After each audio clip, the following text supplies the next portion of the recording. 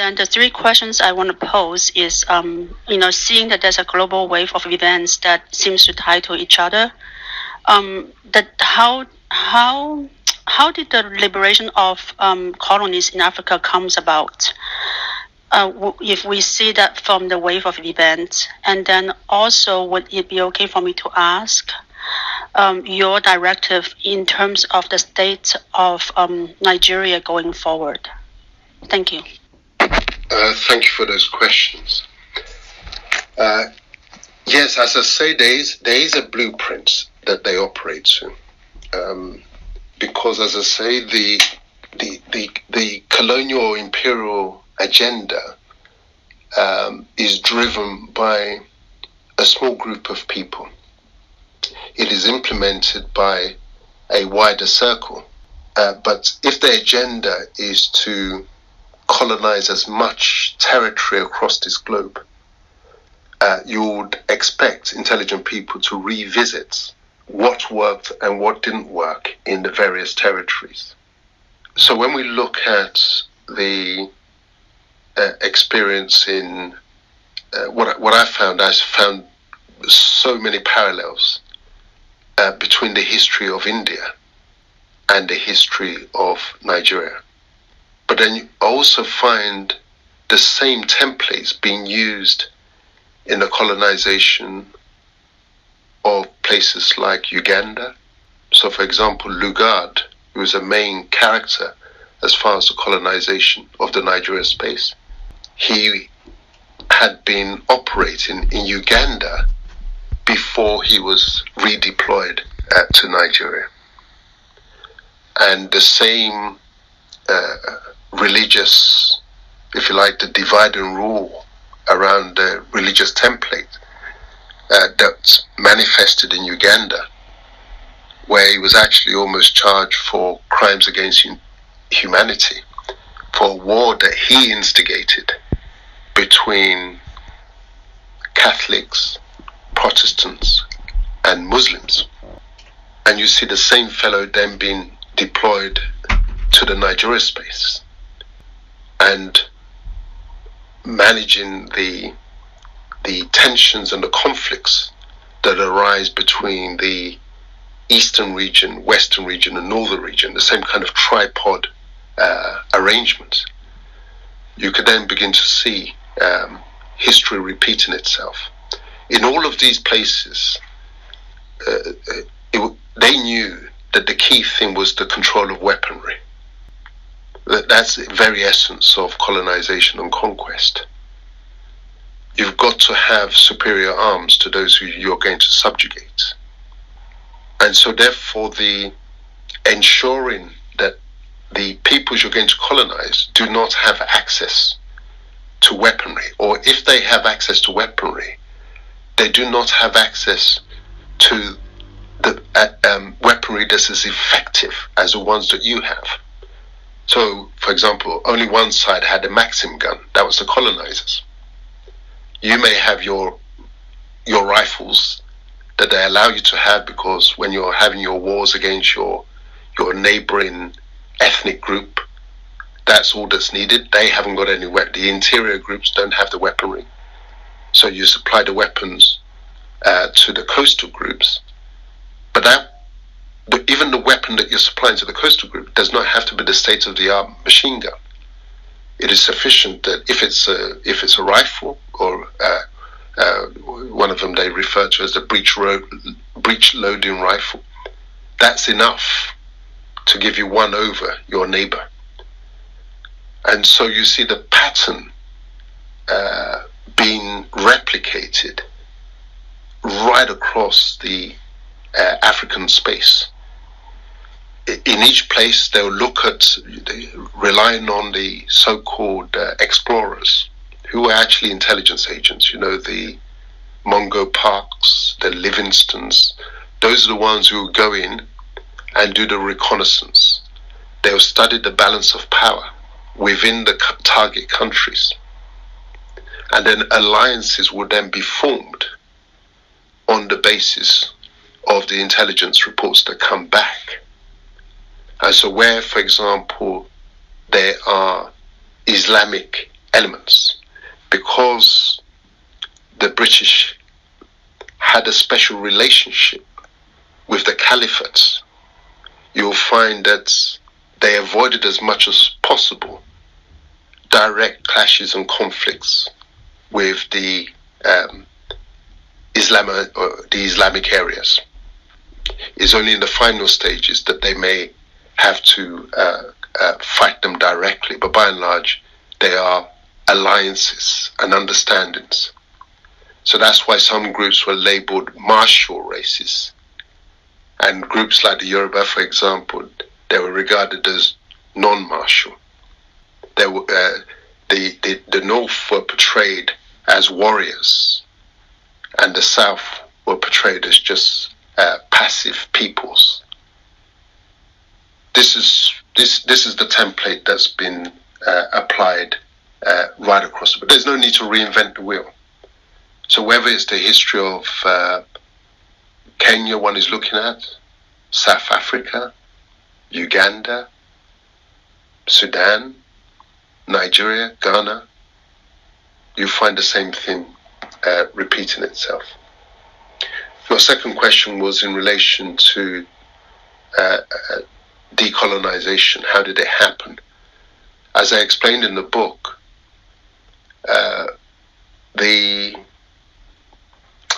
conventional narrative that they pushed out was that it was a moral judgment call on the part of the British colonialists, that they decided that the age of empire is over and it's now time to decolonize, to wind up the empire.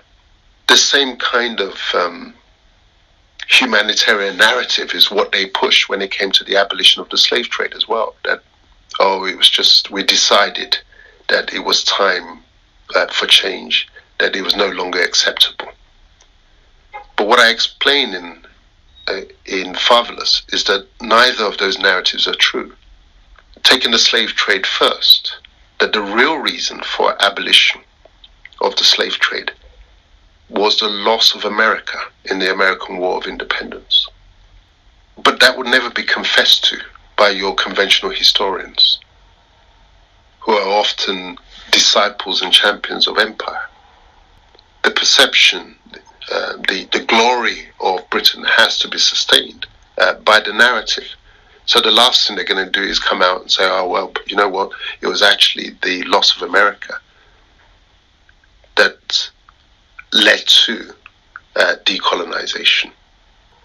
As I explained in the book, I don't want to give the long explanation of the linkage, but it was because our people, the enslaved in Americas, had fought in that war of independence on both sides.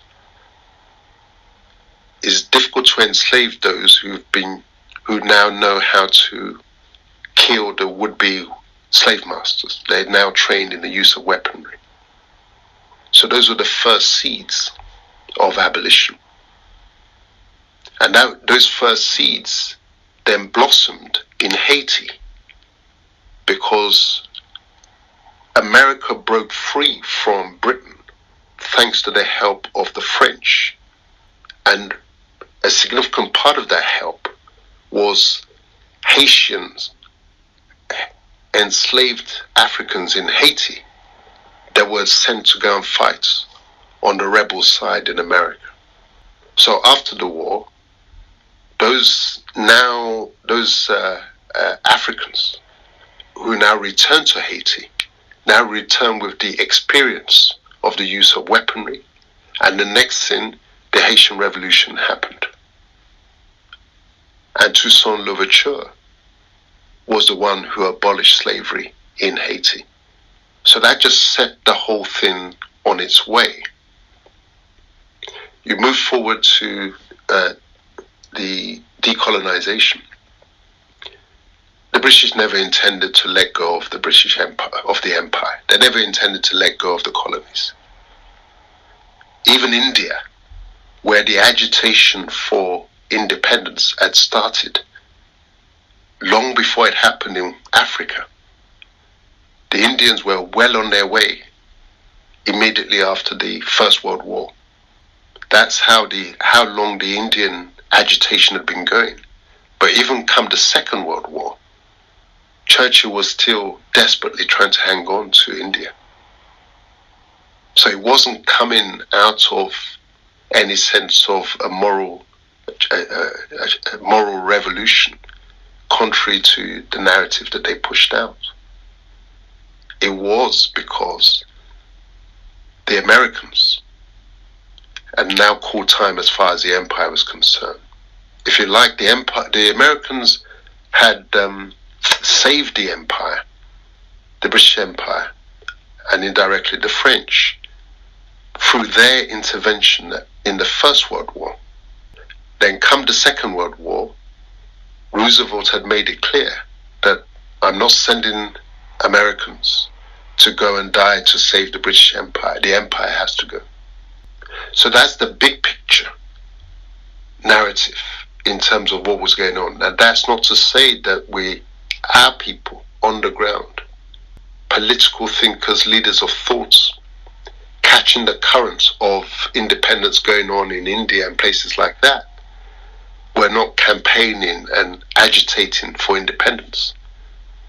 But I always try and help people to understand that it's very rare that revolutions succeed without a favorable wind from outside. As I've just said, the Americans only succeeded in their own war of independence from Britain because of the help that the French gave them. Where would the weapons come from? Where would the troops come from? Because you can imagine that a colonial power does not sleep on its power. It ensures that you don't have the weaponry to break free of your own rights. You will need that external help. So as I sought to explain in Fatherless, the international context in which decolonisation happened. But the point that I also make is that what we ended up with was nominal independence. It wasn't real independence because they had fixed it. They had enough time to put arrangements in place whereby, although at the surface level there'd be a independence ceremony, but they had identified the local partners and local agents that will effectively still leave them in power and control. Now, your third point is about Nigeria and its future. Because of this very point that I've made, that it wasn't genuine independence that we got. You only get that if you fight and you win it on your own terms. If independence is granted to you, as it was granted to we Nigerians, the Brits who were granting it had already prepared the ground. They had decided who they were going to hand power to. They were decided how those ones they were going to hand power to were going to keep power. And a key part of that was to create division in the south, such that the northern hold on power will be difficult to break, so long as the south are or will be at loggerheads. Now, another critical part of the strategy for what they were leaving behind was the role of the army. Now, everybody looks at an army, the conventional army, you expect the army to be focused on fighting outside invaders. But these colonial armies, like the Nigerian Army, weren't set up for that purpose. They were actually just a militarized police. Their real focus was to defend the political order that had been set up, and they had been structured for that purpose. So the enemy is always been within as far as those armies are concerned. And it took a long time for Nigerians to understand what was going on as far as the army was concerned. You know, when coups used to happen, there used to be jubilation.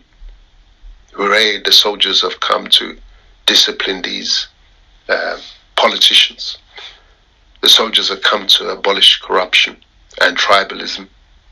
Nigerians didn't know that the most tribalistic institution is actually the army. It was set up like that. When you look into the composition of the Nigerian army, it was really the British army in Nigeria. Remember that we got so-called independence on 1st of October 1960. But the head of the army until February 1965 was still a Briton. So what kind of independence is that?